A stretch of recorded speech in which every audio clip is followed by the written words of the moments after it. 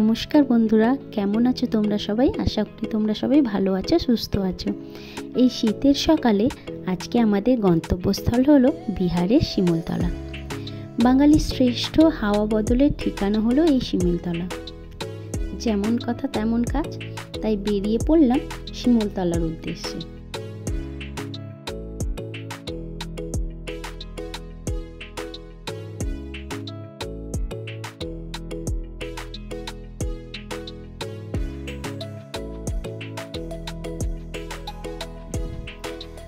তাই চলে এলাম হাওড়া স্টেশনে।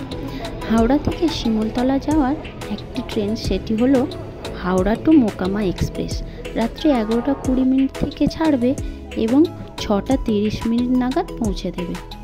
এই যে ট্রেন ছেড়ে দিয়েছে আমাদের, সবাই মিলে উঠে পড়েছি ট্রেনে।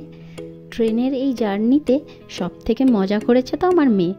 ওর হাজারটা প্রশ্ন, মাম্মা আমরা কি এখানে শোবো, আমরা কি এখানে সারা রাত থাকবো। আর ওর প্রশ্নের ডালি তো আর শেষই হয় না। যাই হোক, অবশেষে পৌঁছে গেলাম আমাদের সেই গন্তব্যস্থল শিমুলতলা। সবাই মিলে হই হই করতে করতে নামলাম। সত্যি এত সুন্দর পরিবেশ আর এত ঠান্ডা ওখানে, আমাদের এখানকার থেকে ওখানে একটু ঠান্ডা বেশি। অবশেষে অটো ধরে পৌঁছে গেলাম আমাদের সেই হলিডে হোমে, তারামঠে। তারামঠ শুধু একটি হলিডে হোম তা না, এটি একটি আশ্রম ও মন্দিরও বটে। এখানকার বিশেষত্ব হলো চারিদিকে এই নজর কাড়া সৌন্দর্য। কি সুন্দর শাল বন, আম গাছ, জাম গাছ, আরও অন্যান্য গাছের সম্ভার। দারুণ জায়গাটা, সত্যিই দারুণ। ওর এক বন্ধুর সূত্রে আমাদের এই শিমুলতলায় আসা।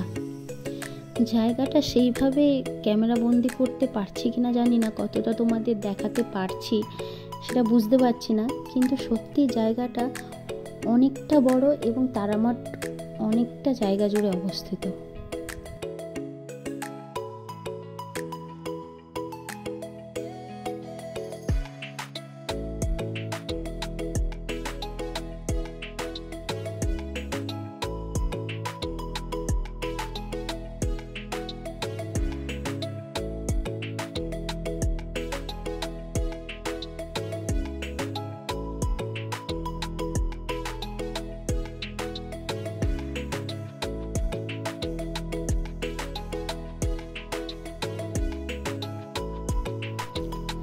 ট্রেন থেকে নেবে তেমন কিছু খাওয়া হয়নি, তাই বেরিয়ে পড়লাম জলখাবারের উদ্দেশ্যে। সত্যি প্রচণ্ড খিদে পেয়েছিল, আর খিদে আর একদিকে গরম গরম কচুরি। কি মজাদার না? আমার তো ভীষণ ভালো লেগেছিল, সবারই অবশ্য ভালো লেগেছে।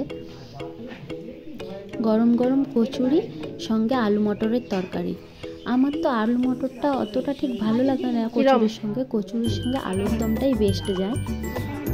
এবার কি করা যায়, কিছু করার নেই। এবার একটু ফ্রেশ হয়ে সবাই মিলে লেগে পড়েছি দুপুরের আয়োজন করতে, খাবারের। আর একটা মজাদার জিনিস দেখাচ্ছি তোমাদের। এই দেখো, সব বাচ্চারাও খেলার জন্য মেতে উঠেছে। ওই যে বড় জায়গাটা, ফাঁকা জায়গাটা দেখিয়েছিলাম, অনেকটাই বড় জায়গা। এই যে ওদের সঙ্গে একটু ব্যাট খেললাম, অতটা খেলতে পারি না, তাও ওদের আমার মেয়ের মন রাখার জন্য মাম্মা খেলো বলে ওরা সবাই খেলছিল, তাই একটুখানি তুলে রাখলাম, ক্যামেরা বন্দি করে রাখলাম ওদের মুহূর্তটা। আর সত্যি কথা বলতে কি, একটা ভিডিওতে তো সব কিছু দেখানো যায় না, অনেকটাই লং হয়ে যাবে তাহলে, তাই আমি পাটে পাটে করে দেখাচ্ছি। তোমরা দেখতে থাকো, অবশ্যই তোমাদের ভালো লাগবে। নেক্সট ভিডিওতে আমি দেখাবো ধারারা ফলস, লাট্টু পাহাড়, আরও অনেক কিছু তোমাদের দেখাবো। বলো উপরে এই যে টিং টিং ভিডিওতে রাখাস না, আমাকে কিন্তু ছুটবে।